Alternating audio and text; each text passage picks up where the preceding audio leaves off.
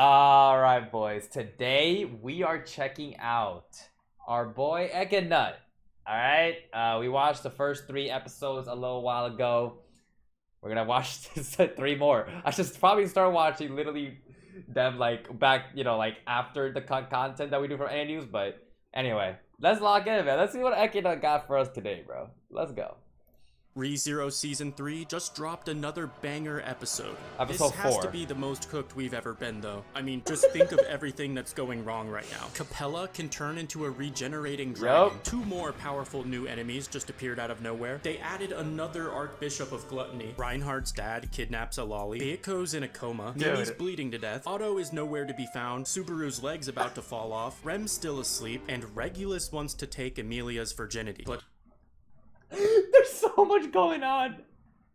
When he puts it like that,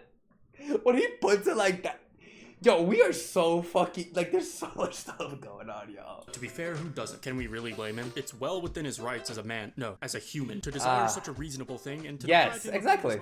I always thought Al and Priscilla were suspicious characters who gave off the vibe that they were always hiding information, and they know this too episode, much. Al gives us a hint on how to avoid being eaten by gluttony. He says not to use your real name, which would have been nice to know like 2 seasons ago, because literally, that's exactly what Rem did. Gluttony asked her, "Who are you?" And then Rem said, literally what I said.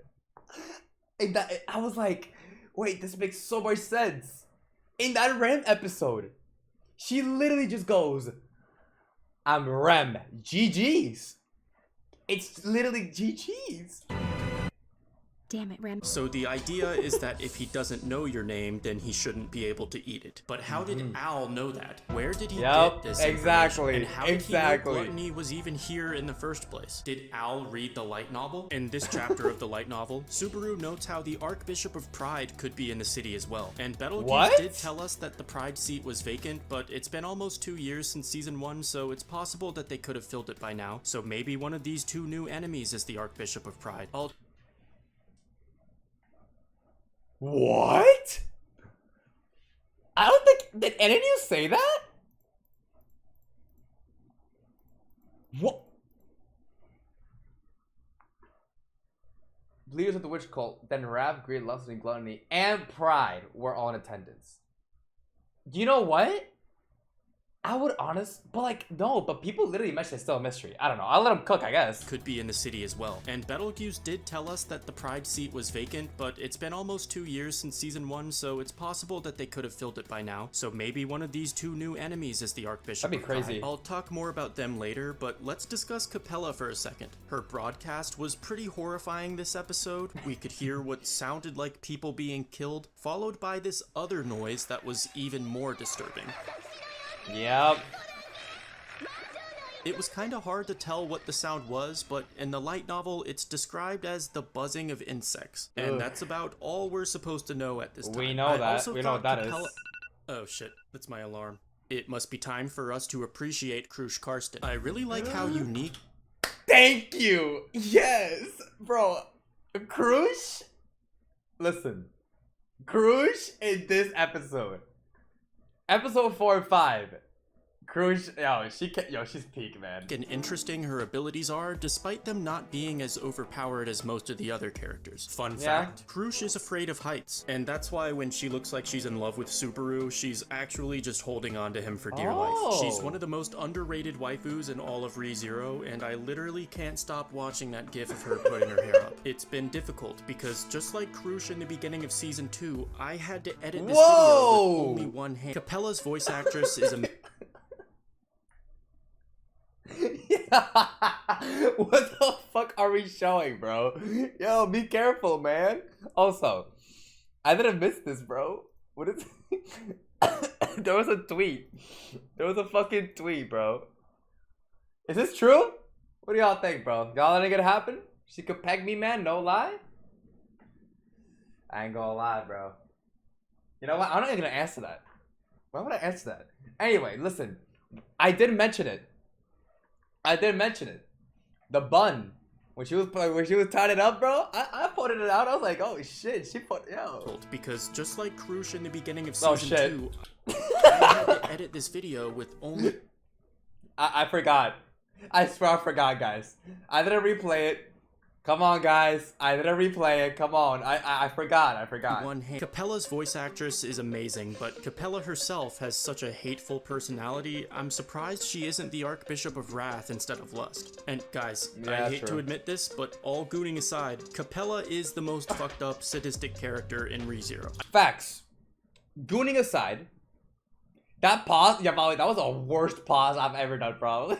That did not look good on me. Yeah, no, I'm gonna go, that's what I was gonna I was gonna go back to it, but I was gonna point out as well that like she's like gooning aside, right? Because there was someone in my comment section that literally said something along the lines of like I lick her armpits.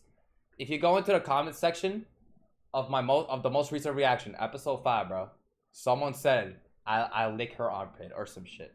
Anyway, let's look at Can we take a look at this? Buckets of cum. Buckets of cum I have just released into the world. Her mere presence on my screen alone is enough for me to just explode. Excrete. I don't care if she would just view me as a mere meat bag. I would still try my hardest to smash. No matter what it takes, my stars were freaky. See, like, what are we doing? What are we doing? We are just, the world is cooked, bro. The world is actually cooked, y'all. It's actually so over.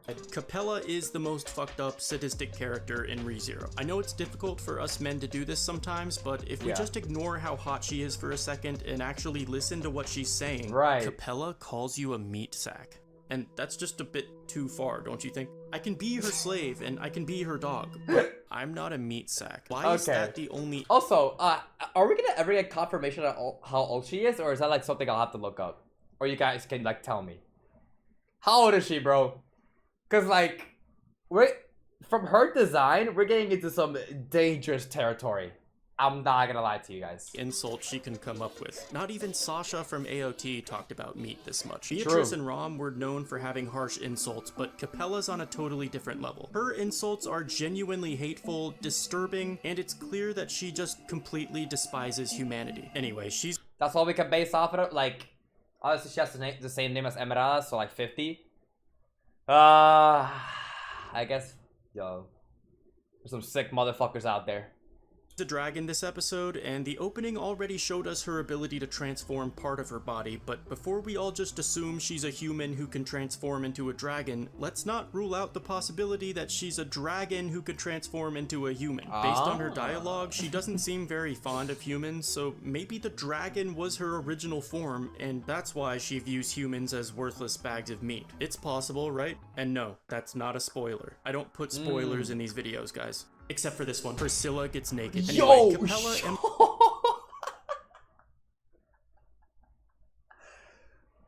Are these official illustrations? Yeah, I just gotta like, I just gotta see if it's like official illustrations, right, guys? Like I just gotta see like, is this official, like, this actual official illustrations? Okay. Damn. Interesting. Yeah, I just have to make sure. Unica is the name of a princess who was supposed to be dead over 50 years ago, back when Wilhelm was a kid. And she doesn't appear to be the same age as Wilhelm. In fact, her age is a bit... Maybe we should put our dicks away. No, bro. I don't give a fuck if she's like 50. I don't give a fuck, bro. Her design is crazy. Can somebody explain to me, does anyone know why there's so many lollies? Like, designs like this? Like, why? Why is there so many? Was a kid, and she doesn't appear to be the same age as Wilhelm. Why not? Her age is a bit... maybe we should put our dicks away. Subaru finally meets Gluttony, at least one of them, because there's two now. And this isn't just a clone of the other one, because he has a different name. I know there's a lot going on this season, but don't forget that our main objective after season 1 was to wake Rem up. So if Subaru can kill Gluttony, it's possible that she might wake up. However, it's equally possible that if we kill Gluttony, Rem might never wake up. So maybe it's better to keep him alive. These two new witch cultists were pretty interesting. Well, this one was interesting, at least. The other is just a guy with a bunch of arms who reminds me of Barigari from Mushoku Tensei. But Wilhelm has an interesting reaction while fighting this woman. And earlier in the episode, he notes that she must have the divine protection of the Shinigami, which allows her to inflict wounds that never heal. The wound Mimi receives this episode can't be healed even by Felix, who's one of the strongest healers that ever lived.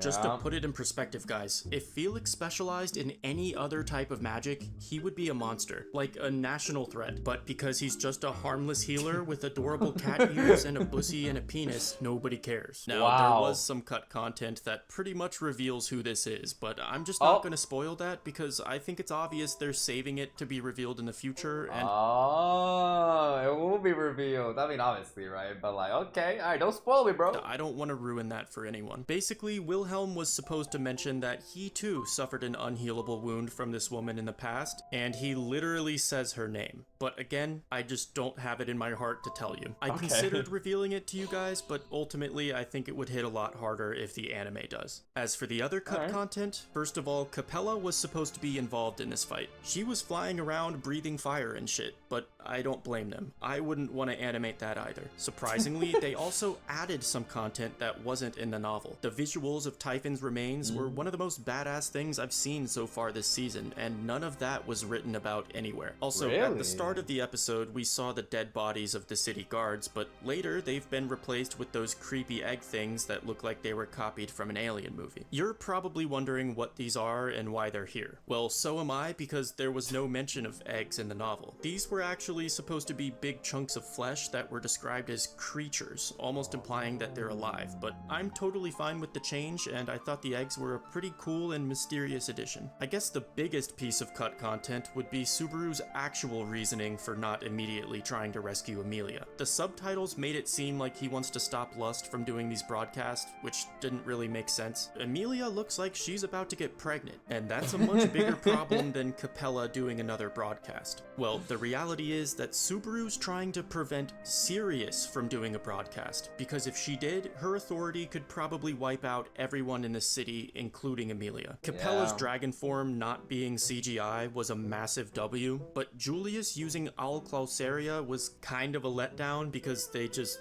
didn't animate it. This spell was supposed to be a beautiful rainbow beam of magic that uses all 6 elements, but instead they just gave us a black puff of smoke. It reminded me of when you have to shit so bad you literally run to the bathroom, but once you sit down on the toilet, all you can do is fart. Apparently, they saved their animation budget for Capella's regeneration scene because that looked really nice. And I'm glad they showed us what Reinhardt is doing too, because he obviously would have tried to stop Capella after hearing her broadcast, but he can't just leave Felt with Heinkel threatening to kill her. And fuck Heinkel, obviously, but to be honest, this is the best way to counter Reinhardt. He's able to easily kill any bad guy, but he's really just not that good at saving people. Even in season 1, after he defeated Elsa, she still got to cut open Subaru, and there wasn't anything Reinhardt could do about it. Emilia had to save Subaru that episode, and now more than ever, she needs him to save her.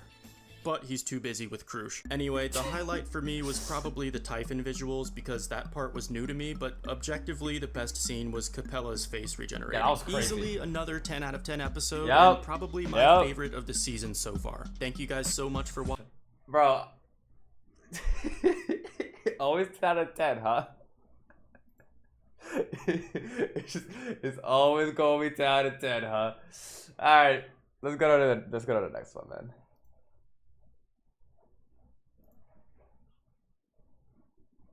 Episode 5. I don't know why it's like takes like a long ass time to load though. I don't like that. If not, I'll just refresh. Episode 4 was really good though. This was the best episode of ReZero Season 3 by far. Capella both looks and sounds amazing this episode, and witnessing the full extent of her lust authority was absolutely terrifying. Although, if I was there and she did this to me, I'll just put it this way, the city would have flooded a lot faster. I'm so happy with the adaptation they're giving Capella though. It seems like her character animation is getting most of the resources, and that's a good call in my opinion. Subaru's leg just can't catch a break this season, and that scene with the flies was one of the most it is the most disturbing plot point in the entirety of ReZero, and Capella is by far the most evil character we've ever seen in this anime. But despite that, you can call me the Dragon Sword, because not even Reinhardt could pull me out.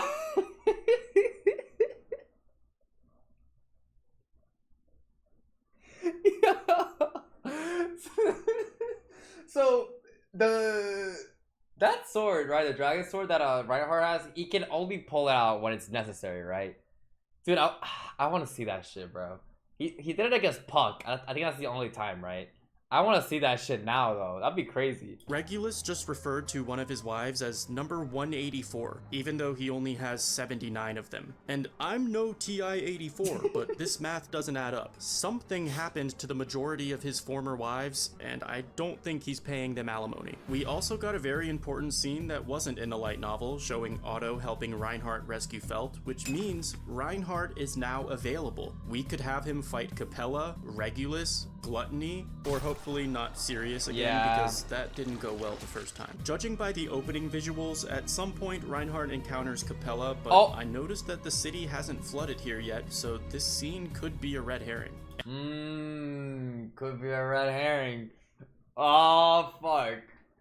But like, that's what I'm saying. I love how he mentioned that. Yo, we could just get him to fight every single one, bro. Will that actually happen, and will they all die? I don't know. That'd be crazy, but probably fucking not. Anyway, let's get right into this episode. Right after the sponsored part. Arknights is a fantasy-themed... Okay, get your bag, bro. Okay. Alright. I respect it. Thank you, Arknights, for sponsoring this video. So Capella not only has the ability to transform her own body in any way she wants, but she can even transform other people's bodies in cruel and disgusting ways. Now, Subaru was actually pretty competent this episode, grabbing a rock with his whip and smashing Capella in a different way than I want to do, unleashing an attack that could have easily insta-killed any ordinary person. But unfortunately in ReZero, every villain is just immortal by default. Something the anime changed from the light novel was how in the novel, Capella was stepping on Krush's back here, as you can see. But this episode, White Fox improved upon the source material by giving us direct feet-to-boob contact, and guys, it's okay to simp for Capella. After all, she's the Archbishop of... Dude, what are these tweets? What are these tweets, y'all? What is going on Twitter? Okay, when this episode aired, what the fuck happened on Twitter, y'all? What the fuck is happening? Motherfuckers... Boob stomp actually happened to Ellen? Oh, okay. But like... Yo, motherfuckers on Twitter are not real, man. Like...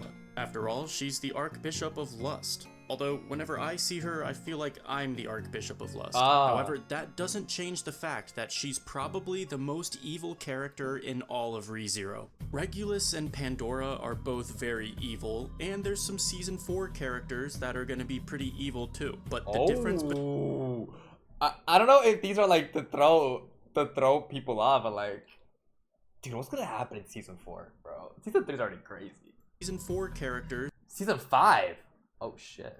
That are gonna be pretty evil too. But the difference between them and Capella is that they do evil things for the sake of their goals. Capella's atrocities have nothing to do with her goals, and she only hurts people simply because she despises humanity. Jesus Christ, that's a big difference, huh? Nah, Capella so far 100% is the most evil one. Like, him saying this is not even an exaggeration. Any news also said it. I'm saying it. Bro, honestly, she definitely is, bro. That scene with all the fucking bugs and shit, bro. Everyone like, dude. And what she did to Subaru with the whole Dragon Blood thing as well, like, just cause she hates humanity. Just cause she's a fucking hater. Like, that's actual fucking evil right there, bro. In some ways, Capella reminds me of Elsa. They're both sadistic murderers who take pleasure in other people's suffering. They both have a method of regenerating wounds. I want them both to step on me, and they have an oddly similar color scheme as well. In terms of evil though, Capella is on a totally different scale. In my opinion, what Capella did to these hostages is the most disturbing thing to ever happen in ReZero. Even more disturbing than the rabbit scene. Rabbits entering Subaru's body through his mouth and ass, eating him alive from the inside of his body, was pretty graphic, but it doesn't even remotely compare to the absolute horror of Capella turning people into flies, literally stripping them of their humanity. Making people not people. We've heard of dehumanization tactics in wars and shit, but this is actual dehumanization. I don't think there's any form of torture worse than this, guys. And the crime of murder seems not that bad all of a sudden. What Capella did was worse than everything you saw in that worst punishments in human history video. Taking away someone's humanity and turning them into a fly is a fate worse than not only death, it's a fate worse than anything. Capella is by far the most evil character in ReZero, as well as one of the most twisted, despicable villains ever created. Nah, I'm not gonna, it's crazy because, like, it's not even really an exaggeration because, like, dude, and I think what really even, like, helps, like, elevates her case, not only it's, like, the way they animated it, right? With like, how, like, her design is, like, the art direction. It's also the VA. Dude. The VA went absolutely fucking crazy. Like, the fucking VA actually just, like, started cooking, bro. And then also fucking Emilia's VA started cooking. Like, it was an amazing episode overall to, like, really showcase how fucking horrible she is. And yet, here we are. Fully erect. Okay. There's no possible way to redeem Capella. We're looking at every tweet. What the fuck is this? Slurp, slurp, slurp, bird. What the fuck? There was someone in the comment section. There's someone in the comment section that said, like, yo, I lick her armpits. Yo. Are y'all doing this, bro? Bro, I don't... Based? Is this based? Fully erect. There's no possible way to redeem Capella after this, though. I don't care how tragic her backstory is. There's just absolutely nothing she could ever do to make me forgive her. Unless, like, she said sorry or something. Unless, like, she said sorry or something. No, there's nothing that can make me... No. You know how in Demon Slayer... You know how in Demon Slayer, the demons, they kill so many fucking people. And they just give, like, the saddest backstory. And it's like, dude... do I be sad?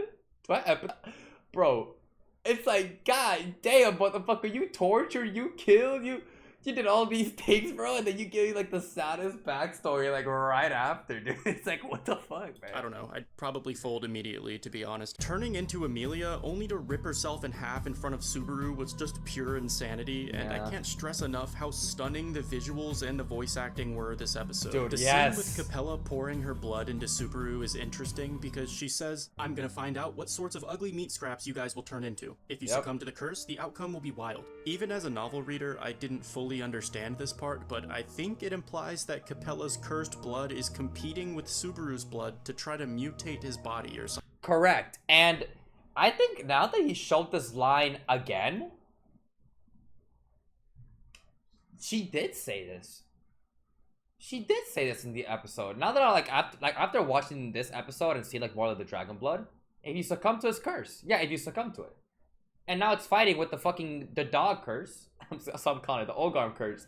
So, like, technically he's not succumbing to it fully at all. So he's not transforming, and that's why he's chill right now. But Krush, not looking too good, man. The outcome will be wild. Even as a novel reader, I didn't fully understand this part, but I think it implies that Capella's cursed blood is competing with Subaru's blood to try to mutate his body or something. Obviously that didn't happen, so I'm assuming Subaru's blood was the winner, and I'm starting to think that Capella's cursed blood might have been related to that mysterious disease that wiped out the royal family. Because if you've seen my Sloth If video, then this isn't the first time you've seen Capella pouring her blood into people. I'll link...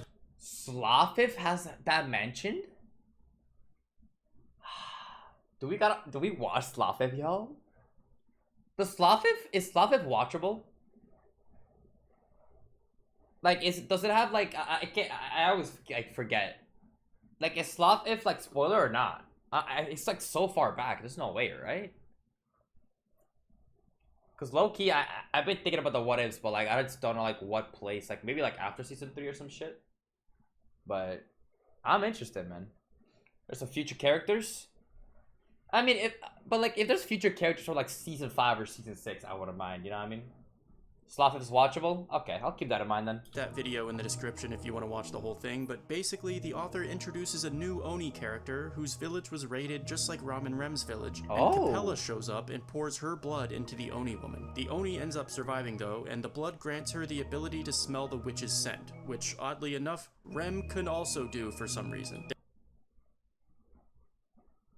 Whoa! Whoa! Whoa! What in the fuck?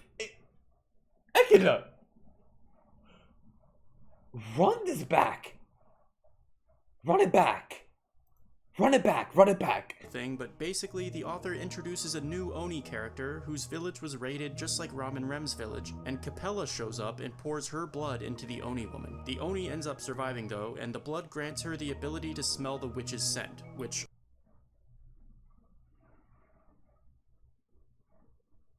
What did that just... Am I thinking of this wrong? What did that just mean that Rem has... No, Rem doesn't have dragon blood. Would she?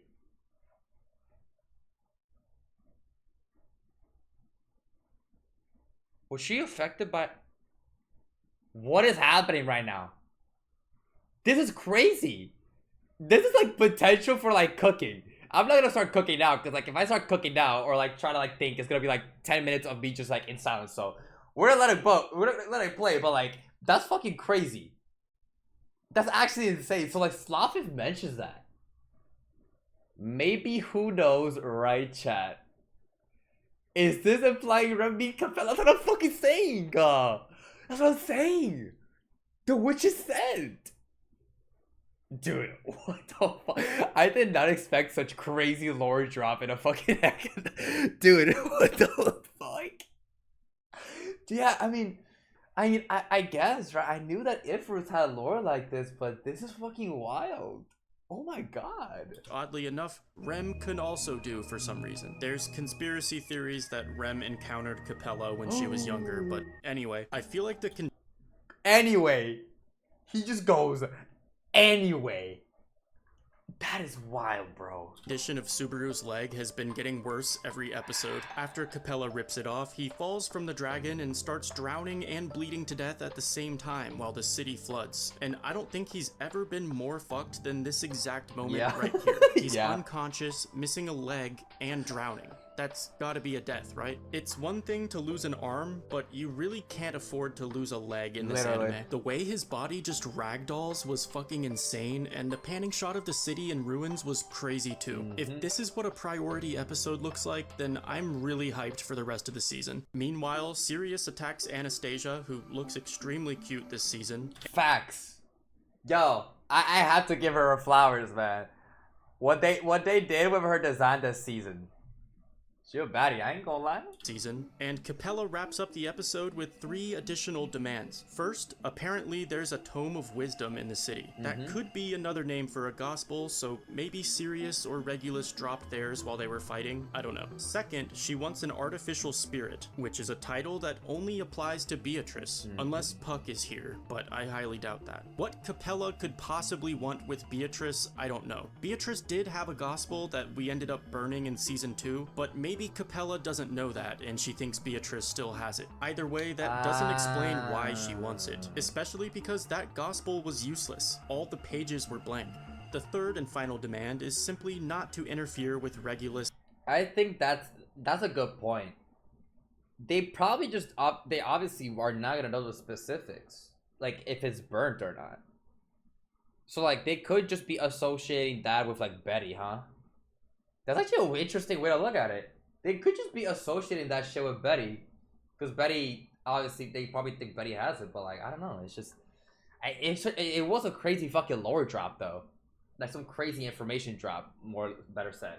Like at the end of the fucking episode, yo, yeah, Tube of Wisdom, by the way, and I'm like, what the fuck? Tube of Wisdom? What the fuck? And Amelia's wedding. In the light novel here, Capella says she doesn't know what this third demand even means, meaning that these aren't just her demands. She's actually reading from a script that someone else gave her. Now, who could that be? I'm gonna go with Pandora, but... Not even ridiculous to say that. The Pandora... Bro, the Pandora speculations go strong, huh? Dude, she's such a fucking mystery. Is the auto theory true? like, dude, this girl is just like such a fucking mystery, man. But yeah, it could just also be the fact that like they're following the gospel's rough future. Yeah, like the future of the gospel is just fucking fucked up. But yeah, but we'll see. Now, who could that be? I'm gonna go with Pandora, but obviously I don't have any evidence to support that, and that's probably because Pandora erased all the evidence, like she did with Amelia's memories. It's possible that Pandora has been walking around doing shit this entire season and just erasing herself from everyone's memories. That's like so fucking broken, man. Like what do you even do? You can't do anything against that. That's so fucking broken.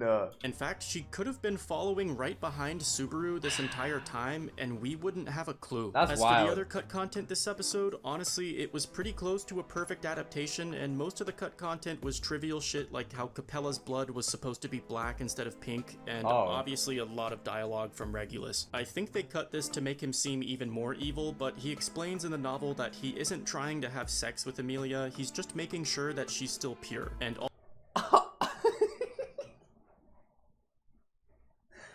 okay.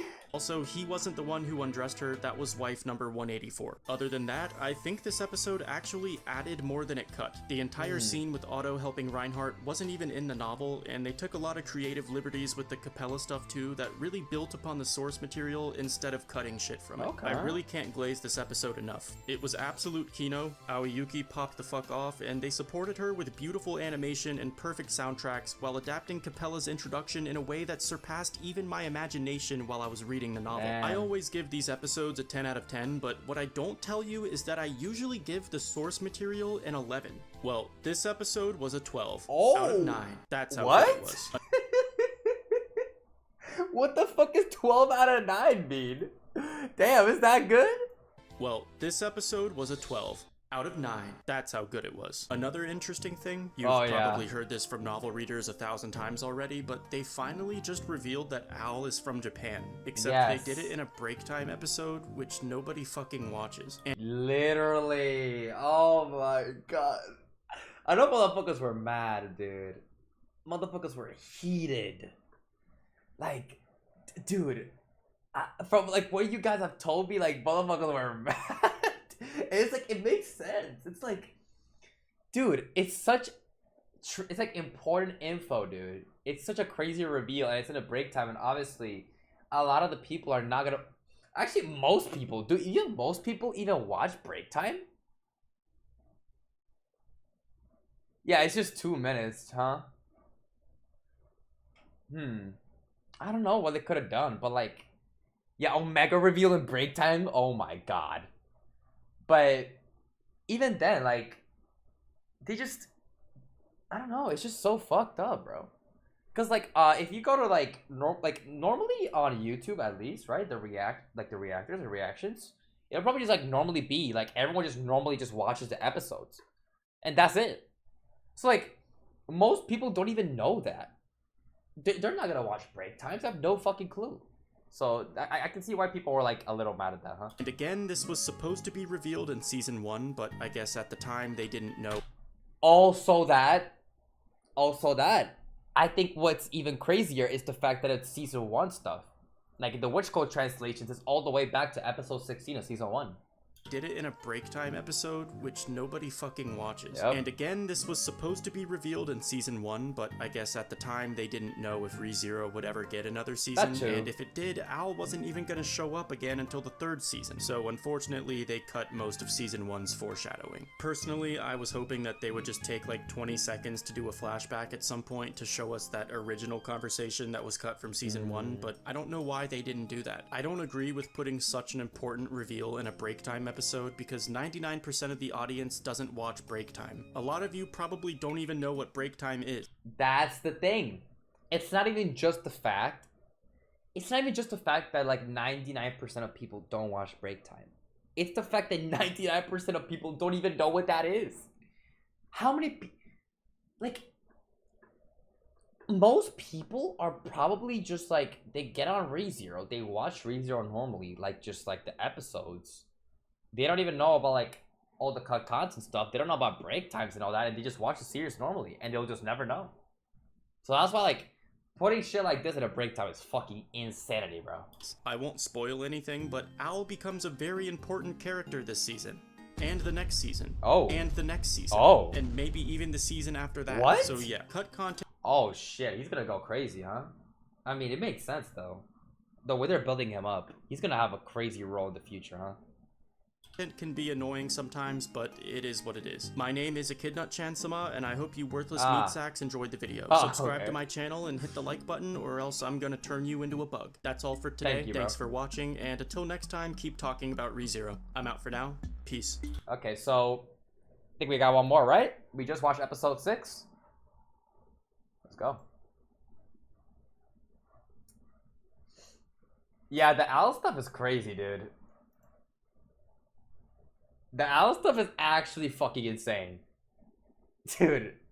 Oh, dude, in the future, bro, the reveals for that are gonna go crazy. Guys, you're not gonna believe this, but this episode of ReZero was the best episode of the season so far. Nah, I think last week's episode was I'm about to say, okay, I was about to say, I think this episode was really good and it served its purpose and it had amazing moments, but come on now. I think episode 5 was crazy. He says that every episode? Oh, have I not noticed that?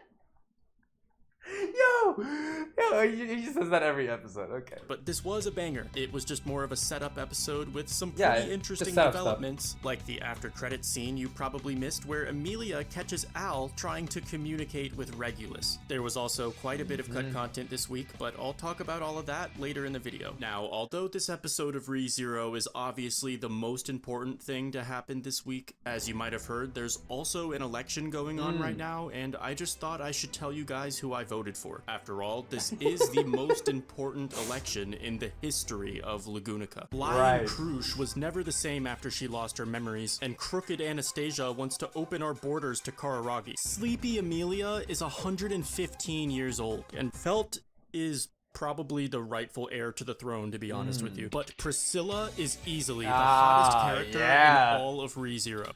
You know what? It's so ridiculous to say that. The Priscilla glaze, bro. I'm telling you, bro. I don't know what it was. I think, this episode?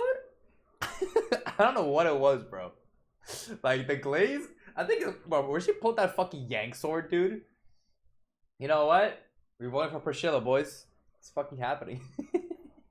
We voted for Priscilla. Also, I love that he played the Love is War music.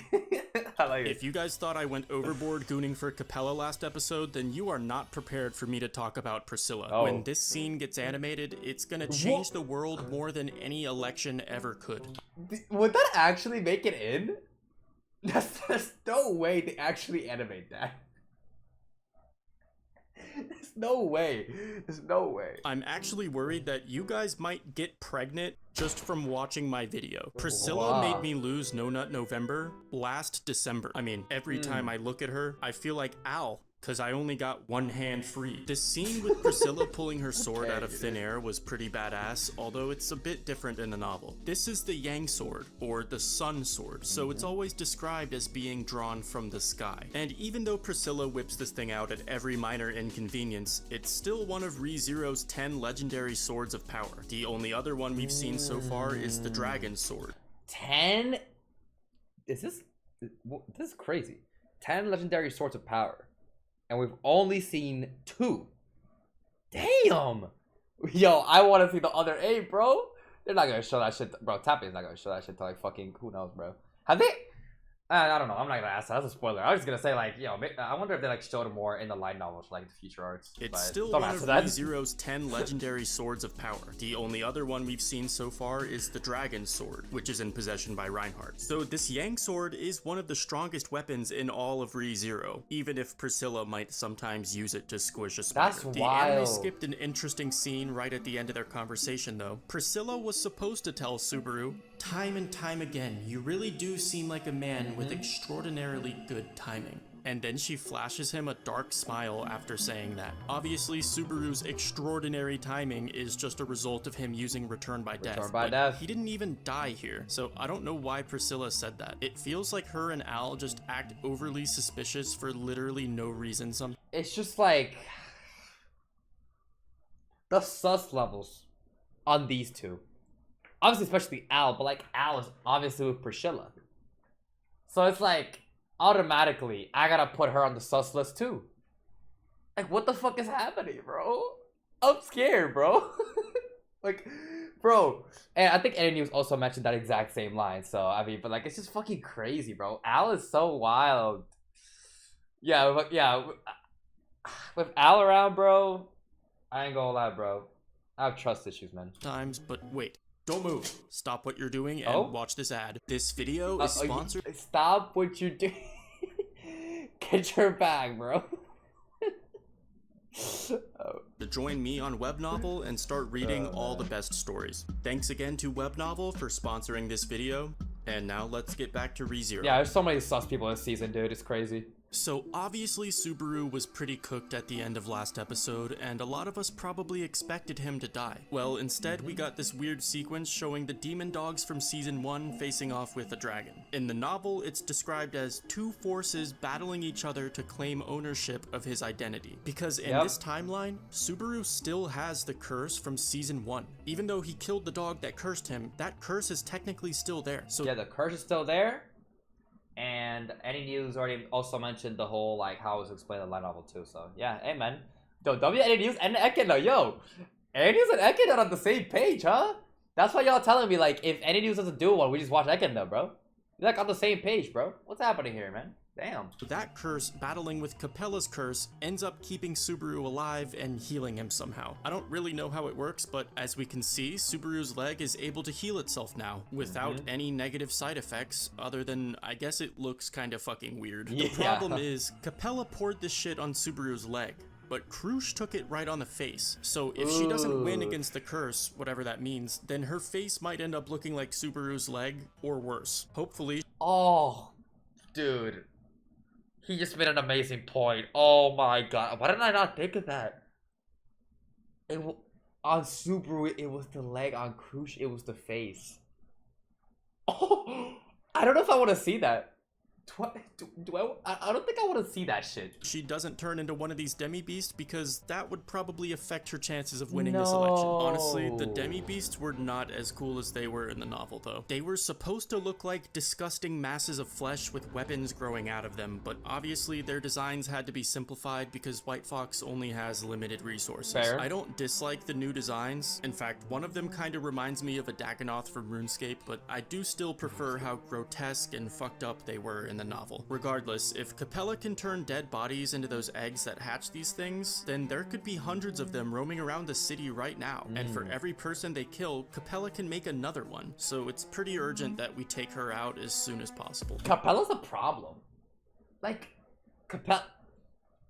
Dude, Capella and Sirius right now. The biggest priorities right now. We gotta start, we gotta start cooking. Nah, bro. This is too much. Like, especially fucking Sirius with her fucking, apparently she has infinite range. I don't know. I mean, maybe not infinite range, but like her range is apparently not limited. Like, what's happening right now, man? Which Regulus almost did this episode. He actually considered killing Capella for scaring Amelia with her broadcast, and once— We did see that. Regulus did trash talk her, and I fucking love that shit. What I love that shit is just like they keep showing how like much they fucking hate each other. Like the archbishops are not cool, man. They're not homies. Again, it seems that all of the archbishops fucking hate each other. Yep, there we go. Don't get it twisted though. Regulus does not care about Emilia's feelings. The only reason this upsets him is because Emilia's feelings inconvenienced him. So the reason he's mad at Capella is entirely selfish, as expected. At first I thought Emilia was acting a bit out of character here because after season 2, she kind of stopped being a damsel in distress who needs a man to save her, so I imagined she would stick up for herself a bit more and maybe stand up to Regulus here. But in the novel it says Regulus Corneus was stronger than almost anyone else Emilia had ever encountered before. He might even be a match for Reinhardt. No. No. Stop. No shot. No shot. No. Am I underestimating Regulus right now? Y'all have heard me multiple times. That's what Emilia thinks? I know it's what Emilia thinks, but like I still want to keep in mind, right, that like this is like a to really lock in, because like maybe I'm underestimating Regulus as well. Maybe not a Reinhardt level, but I'm just saying like maybe I'm underestimating how strong this motherfucker really is. Like who knows what would happen if like Reinhardt and him actually fought. Like even if it's still like fairly like a sweep, like maybe he could like actually do something. Who knows, bro? Like, maybe I could just be underestimating him, man. So it actually makes sense for Emilia not to mess with him here. And actually, I also did mention that.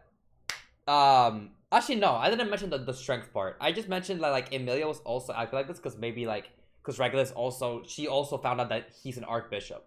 Like, she just found out he's an archbishop, but that's also the strength part. Yeah, she felt the aura.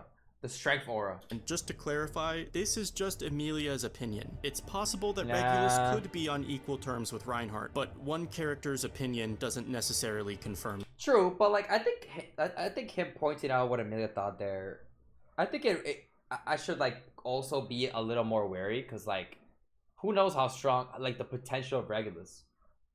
We obviously have seen the fucking amount of like the defense and the offense are both so fucking crazy. Now, obviously, Subaru did mention that his fighting style apparently is equal to a fucking novice, right? Apparently, his fighting style, or like the way he fights, like it's like a fucking novice, but it doesn't excuse the strength. Maybe he has potential. Who knows? But maybe Reinhardt sweeps anyway, right? And maybe it could just be tweaking the fuck out here anyway, so who knows? What I can tell you is that the author said in a Q&A that if all the archbishops and all the witches had a free-for-all fight to the death, Regulus would be the only one left standing. Oh. What is Tappe out here saying, bro? Run that back. What I can tell you is that the author said in a Q&A that if all the archbishops and all the witches had a free-for-all fight to the death, Regulus would be the only one left standing. So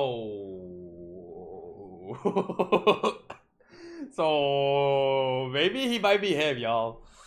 Obviously, I think that's excluding Pandora and Satella, but that should still put it in perspective how dangerous this man really is. Although, it's interesting how, despite being one of the most overpowered characters in ReZero, he's still unable to detect Emilia's presence here. I just feel like any other archbishop would be able to easily sense that someone is spying on them, and Regulus seems to lack a certain degree of either awareness or competence that the other archbishops have. The best way I can explain it is with this video game analogy. If Sirius, Capella, Gluttony, and Betelgeuse are diamond-level players with a lot of skill and talent, Regulus reminds me of a bronze-level player who just happens to be hacking. Subaru didn't kind of say something like this, huh? You know, that's fucking crazy, though. Like a whole-ass archbishop, huh?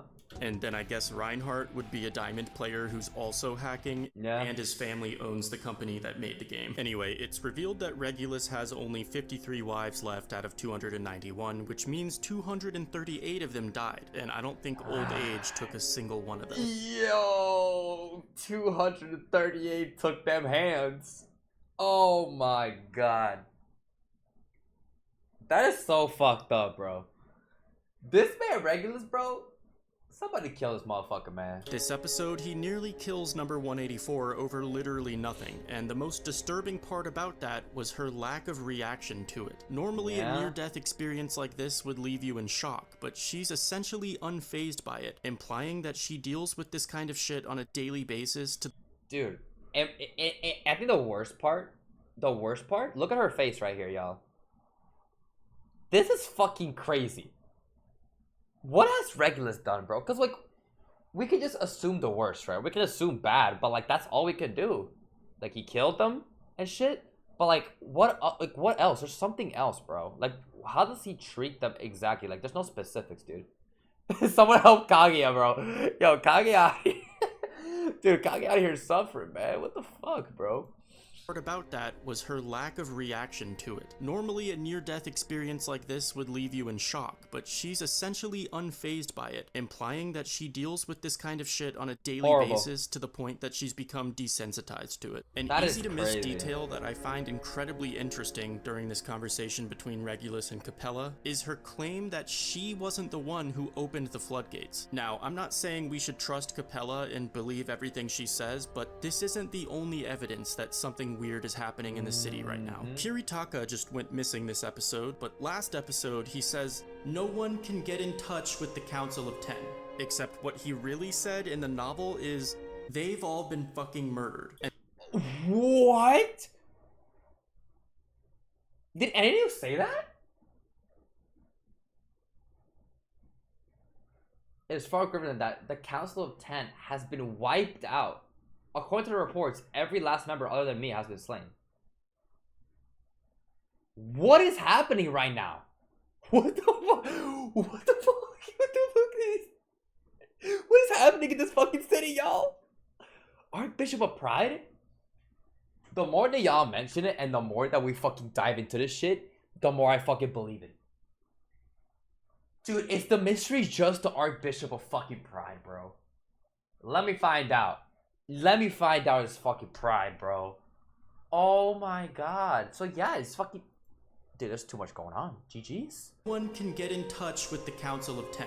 Except what he really said in the novel is, they've all been fucking murdered. And that doesn't make any sense, because they were the only ones who knew the location of Typhon's remains, so the witch cult kinda needed them alive in order to get that information from them. And what if I told you that they were killed in their homes even before the first broadcast?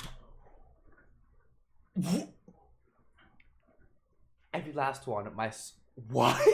What is happening right now? Let me calm down. He's cooking right now. Every last one, my subordinates confirmed they were all found dead either at their homes or in their workplaces. Judging from the conditions of their bodies, they were likely dead before the first broadcast occurred. Guys, this city is so cooked. What the fuck? Exactly, but it's not specific on how. Been fucking murdered. And that doesn't make any sense, because they were the only ones who knew the location of Typhon's remains, so the witch cult kinda needed them alive. Exactly, that's another thing. They know the location, so like, why would they kill them? In order to get that information from them. And what if I told you that they were killed in their homes even before the first broadcast? That means Capella didn't know they were dead. And that's another thing. Capella did not know they were dead, and it was before. The Tomb of Wisdom. Is it the Tomb of Wisdom coming into play here? What else could it be? Other than the Tomb of Wisdom. Predicting the future. Or just not predicting, just knowing it. That's the only thing I can think of. If everything is like so like everything is just like already set in stone, then obviously all the events, everything is just gonna happen before. Yo, let me find out Omega is here, bro. Dude, if Omega... But it's like, even if Omega is here, we just will never know, because like, isn't Omega just like a content complete thing, bro? Like, I don't think we're ever gonna see Omega in the anime, at least like in season 3. I don't think so. I don't know. Yeah, Gospel versus Tomb of Wisdom, bro. This is blowing my fucking mind. Broadcast. That means Capella didn't know they were dead. Now, I had a pretty good theory when I was reading this for the first time. I thought Gluttony stole the memories from the Council of Ten and killed them afterwards, because if he has their memories, then he should know where Typhon's remains are. But the problem with that theory is that it doesn't make sense why he would flood the city. The witch cult still has other demands, and flooding the city was like most of their leverage. They just wouldn't play all their cards for no reason like that. Anyway, I thought Liliana's singing was really good this episode, and apparently so did Priscilla, because she's fucking vibing. Normally, us filthy commoners wouldn't be allowed to touch Priscilla like this, but for some reason, Liliana gets away with it. Even Al can't touch her without being physically assaulted. And speaking of Al, it seems like he fails the try not to be suspicious challenge every episode. Dude! Remember, he casually mentions Typhon, the Witch of Pride. This guy drives me fucking insane. Like, I don't know if y'all can definitely tell. Every time Al actually drives me fucking insane. He's so fucking mysterious, bro. That's sus. He's actually so fucking sus, bro. I need more. I need more info. I can't with this guy, man. Seems like he fails the try not to be suspicious challenge every episode. Remember, he casually mentions Typhon, the Witch of Pride, whose identity was supposed to be a taboo that nobody knows that much about. And Typhon died in a flood, eh? Like, did he show the fucking Subaru look? No, he cut it off. In this frame, it should be Subaru, like, he's like looking back like this. He's like, what the fuck? Like, what? Typhon mentioned? What are you talking about? I know her from the Witch's Tea Party. He knows that much about. And then he randomly told us the secret to countering Gluttony's... And then he knows the fucking secret for Gluttony. This guy has an entire list. You can literally give him an entire list of how Al is fucking sus. We need to stop, bro. We need to stop him, bro. Why? I don't know. Not stop him. I just need to find out. I want answers. I want answers, man. Authority before anyone even knew that Gluttony was in the city. And this episode, in the after credits scene, Al fucking dials up Regulus and gives him a call. Why? Gives him a call with the fucking meteor. I need answers, bro. This episode, in the after credits scene, Al fucking dials up Regulus and gives him a call. Why does Al have a witch cult communication device, and why did he call Regulus? And also, the obvious question that I don't see anyone else asking, why hasn't he ever taken off his helmet? What is he, a fucking Mandalorian? Does everything about this guy just have to be shady and secretive? Literally, what I think I mentioned this too, bro. Take off the fucking helmet. I said take off the helmet, but like someone in the comment section said, hey, I think you're better off not doing that. And I was like, wait, what? I was like, wait, what? It's like so ominous too. Like maybe he's just like really strong, huh? Because we don't know his powers. We don't know his powers. We don't know how strong he is. So how strong the helmet is, how strong he is, actually, how strong he is. Like, what if, like, you try to take off the helmet and he literally just, like, kills you, bro? He, like backhands you or some shit, man. Dude, I need to see what's under that helmet. I need to know what his purpose is, like, what he's trying to do. Like, it's actually fucking wild, bro. Like, this guy is just something else, man. Hasn't he ever taken off his helmet? What is he, a fucking Mandalorian? Does everything about this guy just have to be shady and secretive? Even his face? For all I know, he could have a second arm still, somehow. I just don't trust anything about this man. And please, guys, if you're an anime only, don't spoil yourself by reading Al's wiki page. It's not worth it. I know you're curious, but it's better that way. Trust me. The best way to experience ReZero is naturally. This week's episode of Break Time continued last week's conversation between Al and Subaru, and now Beatrice knows the wiki page. So the wiki page literally just cooks you. Oh god. Alright, we're not going there. We're not going there, bro. We're not going there, man. We're not going there. Alright. And please, guys, if you're an anime only, don't spoil yourself by reading Al's wiki page. No, Al's wiki page, okay. I know you're curious, but it's better that way. Trust me. The best way to experience ReZero is naturally. This week's episode of Break Time continued last week's conversation between Al and Subaru, and now Beatrice knows that Subaru is from Japan, which I thought was pretty interesting. Exactly. the funniest part of this fucking break time is the fact that Betty just like hears this shit, now knows this shit, and she's so nonchalant. Like she's just like, okay, sure. Alright, like she doesn't give a fuck. Like, that's the funny thing. I really loved the lighting this episode, and some of these shots were just amazing. Yep. I thought it was kinda dumb how Subaru's shoe and his pants grew back along with his leg, but whatever. Don't worry about it. Next episode will be one of the most important ReZero episodes of all time, so make sure you subscribe to me so you don't miss that. Thanks for watching. One of the most important ReZero episodes of all time? Someone earlier did also say that next episode was crazy. ReZero episode, most important ReZero episodes of all time, so make sure you subscribe to me so you don't miss that. Thanks for watching. You forgot the 10 out of 10. Echidnut, you forgot the 10 out of 10. You forgot the 10 out of 10. What the fuck? I mean, we could just fucking probably assume and just expect that it is, alright? Like, we can just fucking assume that he just thinks it's 10 out of 10. We'll see, man. We'll see what happens next episode, bro. That's gonna be it for today's Echidnut analysis reaction, man. I'm not gonna lie, for a second I was like, what the fuck are we watching? What do we call this? Bro, this is a long one, man. If y'all enjoyed it and you're new, subscribe. Leave a like down below. The full uncut version to all ReZero content will be on Patreon. As always, have a good day, and I'll see you guys next time. See you guys.